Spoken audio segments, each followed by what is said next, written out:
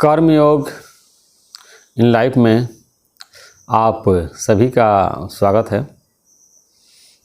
और आज हम लोग भागवत गीता के तीसरे अध्याय के 40 नंबर श्लोक की चर्चा करेंगे।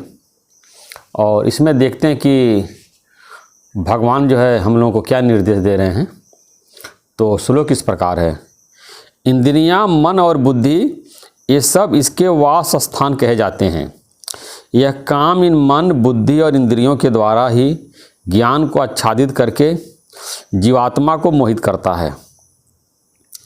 तो भगवान जो है यहाँ पर जो कामना है उसका रहने का स्थान बता रहे हैं कि ये कामना कहाँ रहती है, कहाँ निवास करती है और कैसे ये ज्ञान को, जो हमारे ज्ञान मतलब विवेक को ढक करके और जीवात्मा को मोहित करती है संसार की तरफ। जो हमारे ज्ञान का कहने का मतलब भगवान की ये है, ज्ञान मतलब विवेक, कि ये काम कैसे जो है हमारे विवेक को बंद करके, यानी विवेक को आच्छादित करके, ढक करके और जीवात्मा को मोहित कर देता है, संसार के कार्यों में लगा देता है। तो बताया कि ये जो इच्छा है जो है ये हमारे इंद्रियों में रहती है, मन में रहती है, बुद्धि में रहती है। तो जैसे कि आँख है, तो आँख में जो है एक दृश्य देखने की इच्छा रहती है कि संसार को देखें, वो घटना कैसे हुआ, तो लोग उसको टीवी में देखते हैं या मोबाइल में देखते हैं, या फिर कान के द्वारा सुनने की इच्छा जो रहती है, कान के द्वारा सुनते हैं। तो एक दृश्य देखने की इच्छा, अरे घटनाओं को जानने की इच्छा। तो दिन भर न्यूज़ सुनते रहते हैं, पता लगाते रहते हैं कि ये घटना कैसे घटी, और उसी को पता लगाते रहते हैं। एक घटना के बाद दूसरी घटना, फिर तीसरी घटना। जब तक संसार है तब तक घटनाओं का अंत नहीं होने वाला है। कोई न कोई घटना घटित होती ही रहती है और मन उन्हीं घटनाओं को जानने, पता लगाने, देखने में लगा रहता है और अपना कीमती समय बर्बाद करता रहता है। अक्सर ये देखा जाता है कि टीवी में लोग जो है दिन भर समाचार देखते हैं, फिर जैसे टीवी में डिबेट होता है, लोग किसी मुद्दे पे आपस में बात करते हैं कि उनको ऐसा करना चाहिए और ऐसा नहीं करना चाहिए, उन्होंने गलत कर दिया या उन्होंने सही कर दिया, इसी पे लेकर बहस करते रहते हैं। और वही देखा देखी चार लोग चाय की दुकान पे, पार्क में बैठ करके आपस में ग्रुप बना करके और 2-2, 3-3, 4-4 घंटे लोग बहस करते रहते हैं। अब एक जो है, हम पार्क में टहलने जाया करते थे जो है, तो वहाँ एक जो है बनी हुई थी लोगों की मंडली। तो लोग सुबह 6 बजे टहलने जाते थे, 1 घंटा टहल करके 7 से लेकर के अब पूरा 9 बजे तक वहाँ देश विदेश के राजनीतिक मुद्दों पे, सामाजिक मुद्दों पे लोग बहस करते थे और इसी में जो है अपना वो समय बर्बाद करते थे। और उसके बाद जो है फिर गए घर, अपना टीवी सुना और देखा जो घटना घटी। सुबह रोज़ वहीं फिर 2 घंटा चर्चा और शाम को 2 घंटा टीवी देखने में लोग ऐसे बर्बाद करते हैं और इन धार्मिक पुस्तकों का अध्ययन नहीं करते हैं और स्वाध्याय नहीं करते हैं और अपने चित्त को शुद्ध नहीं करते हैं। तो ये इंद्रियां जो है, जो कामना है हमारे मन में भी रहती है, बुद्धि में भी रहती है। तो लोग बोलते हैं कि मनोकामना, ये हमारे मन की ये मनोकामना है, मन की ये हमारी मुराद है। या बुद्धि में तरह तरह की भोगों की इच्छाएँ, काम मतलब जो है कि संसारिक भोगों की इच्छाएँ और संग्रह की इच्छाएँ, कि लोग धन इकट्ठा करते हैं कि बाद में मेरे पास धन रहे ना रहे, लेकिन बैंक बैलेंस रहेगी, प्रॉपर्टी रहेगी, तो ज़मीन को बेच करके अब बैंक से पैसा निकाल करके हमको जो है फिर अपने इच्छाओं की पूर्ति करेंगे, भोग भोगेंगे। और जो मेरे लड़के हैं या मेरे पोते पर पोते हैं उनके लिए कुछ इकट्ठा कर जाते हैं, सिर्फ जो है वो सांसारिक भोग प्राप्त करने के लिए। लेकिन ये बहुत कॉमन सी कहावत है कि पूत का पूत तो का धन संचय, और जो है पुत सपूत तो का धन संचय। अगर लड़का अगर सपूत है तो धन इकट्ठा करने की क्या ज़रूरत है, और कपूत है तो भी इकट्ठा करने की क्या ज़रूरत है, सब आप उसको उड़ा देगा। तो व्यक्ति को जो है भगवान का जो कहने का उद्देश्य ये है कि जो कोई भी कल्याण प्राप्त करना चाहता है, आत्मज्ञान प्राप्त करना चाहता है या निर्वाण प्राप्त करना चाहता है, सबसे श्रेष्ठ कल्याण है कि अपने स्वरूप को प्राप्त कर लेना। तो ये सब उनके लिए सब बातें हैं। जो आत्मज्ञान प्राप्त करना चाहता है, मोक्ष प्राप्त करना चाहता है, तो भगवान सब उनके लिए बातें बता रहे हैं। लेकिन जिसको आत्मज्ञान नहीं चाहिए, अपने स्वरूप को प्राप्त करना नहीं चाहता है, तो वो जो है संसार में जैसे सब लोग विचर रहे हैं वैसे वो विचरे, लेकिन एक सही समझ रखे कि जो भी समाज ने कानून बनाए हैं उस कानून के अनुसार वो पालन करे, तब भी उससे वो गलती नहीं होगी। तो इस तरह से जो हमारे मन में कोई इच्छा है तो हमसे कर्म करा लेती है, या हमारे इंद्रियों में कोई इच्छा है, अब बुद्धि में कोई इच्छा है, मन में कोई इच्छा है, तो वो इच्छा हमसे वो कर्म करा लेती है। तो आदमी इच्छा पूर्ति करने के लिए दिन भर भागता रहता है और सारा यत्न करता रहता है। तो हम कैसे कोशिश करें कि हमारे इंद्रियों से, हमारे मन से, हमारे बुद्धि से एक कामनाएं निकल जाएं, तब हमको जा कर के पीस ऑफ माइंड मिलेगी और हमको परम आनंद की प्राप्ति होगी। तो उसके लिए भगवान ने बताया कि संसार के जितने सुख हैं जो है ये क्षणिक सुख हैं, और जो हमारा जो स्वरूप है जो है ये नित्य सुख है।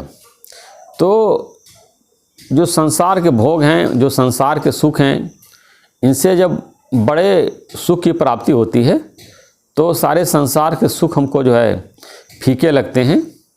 जैसे कि कहावत है कि ये रस आवे वो रस नहीं भावे। तो जब हमको महारस की प्राप्ति हो जाती है, आत्म रस को बोलते महारस बोलते हैं या महासुख बोलते हैं, या ब्रह्मानंद इसको बताया गया है कि ब्रह्मानंद समान न होई कोई, धनमाड़ी का लाख करोड़ दिया। यानी कितना भी दुनिया के लाखों करोड़ों सारा धन खर्च कर दीजिए, तभी ब्रह्मानंद की प्राप्ति नहीं हो सकती है। आप सारे संसार की धन दौलत आप किसी को दे दीजिए या इकट्ठा कर लीजिए, तो कोई आपको या कोई भी गुरु आपको ब्रह्मानंद की प्राप्ति नहीं करा सकता है। उसके लिए आपको स्वयं पुरुषार्थ करना पड़ेगा, स्वयं मेहनत करना पड़ेगा। और उसको बोलते हैं कि प्राप्ति की प्राप्ति, ऐसा नहीं कि आत्मानंद को प्राप्त करने के लिए कोई पुरुषार्थ करना पड़ेगा, वो हमको पहले से ही प्राप्त है, बस हमको जानना है और अपने को सदाचार के रास्ते पे ले चलना है, तो हमको वो प्राप्त हो जाएगी। लेकिन मन में और बुद्धि में, इंद्रियों में संसार के भोगों को, सुखों को ही आप श्रेष्ठ अगर समझते रहेंगे कि यही सबसे बड़ा सुख है, इसके अलावा कोई दूसरा सुख ही नहीं है, जो कुछ सारा मज़ा इसी में है, भगवान ने ऊपर से हमको नीचे भेजा है कि जाओ भोग भोगने के लिए भेजा है, सारा सुख ले लो, दोबारा मौका नहीं मिलेगा। और स्वर्ग किसने देखा है, नरक किसने देखा, जो कुछ है बस यही है। तो मन में, इंद्रियों में और बुद्धि में अगर हमारे अंदर भोग बुद्धि पड़ी हुई है, तो ये भोग बुद्धि जो है हमारे विवेक को आच्छादित करके, ज्ञान को आच्छादित करके जो जीव है उसको मोहित करता है, और मोहित करके जो है सम्मोहित करके विषयों में वो लगा देता है। और अभी पिछले श्लोक में बताया कि चलो कि हमारी कोई इच्छा हुई, उस इच्छा को हमने पूरा कर दिया, कोई भोग की इच्छा हुई, भोग हमने भोग लिया, या जैसे मान लीजिए हमको कि लड्डू खाने की इच्छा, लड्डू हमने खा लिया, लड्डू खाने की इच्छा खत्म हो गया, ऐसा नहीं है। एक लड्डू खाते फिर 2 लड्डू खाने की इच्छा उत्पन्न हो जाती है, 4 लड्डू खाने की इच्छा उत्पन्न हो जाती है। अब लड्डू खा लें तो फिर वो बर्फ़ी भी खाएं, बर्फ़ी खा लिया तो उसके बाद नमकीन भी खाएं, नमकीन खा लिया तो पेठा भी खाएं। तो सारा सुख जो है मन लेने के लिए जो है ललायित रहता है, और उसकी जो है मच वांट्स मोर, कि जो जो हम सुख लेते हैं उसकी इच्छाएं जो है और जो है बढ़ती चली जाती है और कभी वो तृप्ति नहीं होती है। तो इस प्रकार जब हमको अपने स्वरूप की प्राप्ति होती है तो सारे संसार के जो विषय भोग हैं जो है ये हमको तुच्छ प्रतीत होते हैं और हमको उन विषय भोगों की लालसा खत्म हो जाती है। जैसे बोलते हैं कोई भी महल में रहने वाले व्यक्ति है तो वो जैसे झोपड़ी में जो लोग रहते हैं उनके सुखों की कामना नहीं करता है। इसी प्रकार जिसको कि ब्रह्मानंद की प्राप्ति हो गई, आत्मानंद की प्राप्ति हो गई, तो विषय भोगों की कामना वो नहीं करता है, वो स्वतः छूट जाती है। लेकिन ध्यान देने वाली बात यह है कि जब तक किसी को आत्मज्ञान नहीं हुआ और अपने स्वरूप की प्राप्ति नहीं हुई तो उसके अंदर से भोगों की लालसा खत्म नहीं होती है। और ज़बरदस्ती कितना भी कोशिश कर ले कि हमारे मन से, हमारी बुद्धि से, हमारे इंद्रियों से विषयों की लालसा निकल जाए, सुख बुद्धि निकल जाए, वो नहीं निकलेगा। और बड़े बड़े ध्यानी, ज्ञानी, समाधि लगाने वाले योगी, तपस्वी वक्त आने पे या जब भी भगवान ने या प्रकृति ने, देवी देवताओं ने जब उनका परीक्षा लिया तो विषयों में उनका मन फिसल गया। अब सभी लोग जानते हैं वो ये विश्वामित्र की जो है कि मेनका के एक स्पर्श से जो उनके अंदर काम वासना जागृत हो गई और शादी भी कर लिया और बाल बच्चे भी उनके हुए। या पराशर ऋषि का आता है कि एक बार उनको नदी से नाव पार करनी थी तो उसमें मल्लाह नहीं था तो उसकी लड़की थी, क्या तुम ही पार करा दो।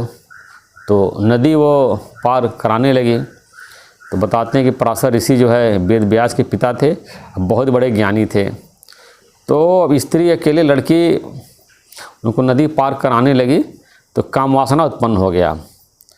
तो हमारे गुरुजी बताते थे जो है कि स्त्री और पुरुष का संग जो है आग और कपास का संग है, उनके अंदर जो है काम वासना उत्पन्न हो जाती है। कभी भी स्त्री और पुरुष को जो है अकेले नहीं रहना चाहिए कि पराई स्त्री के साथ या पराई पुरुष के साथ जो है अकेले नहीं रहना चाहिए, क्योंकि उनके अंदर जो है मन में काम की तरंगें उत्पन्न हो जाती हैं।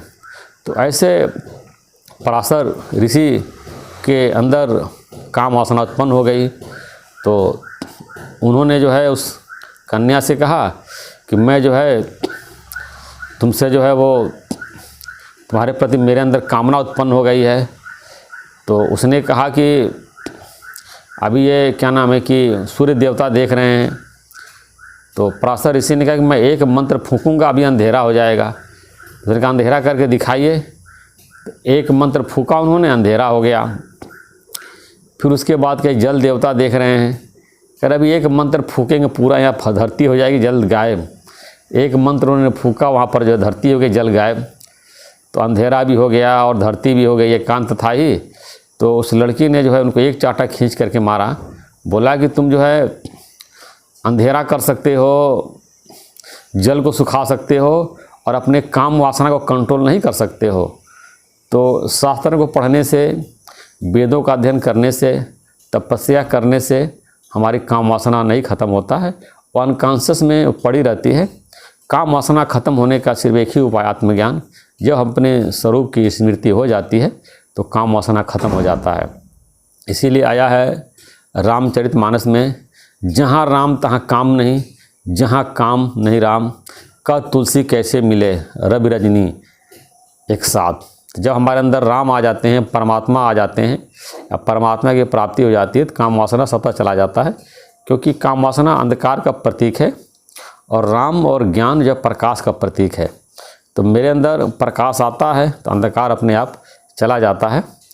तो कमरे के अंदर से अंधेरा भगाने के लिए कोई प्रयत्न नहीं करना है, सिर्फ रोशनी जलानी है। रोशनी जलाते ही अंधकार गायब हो जाता है।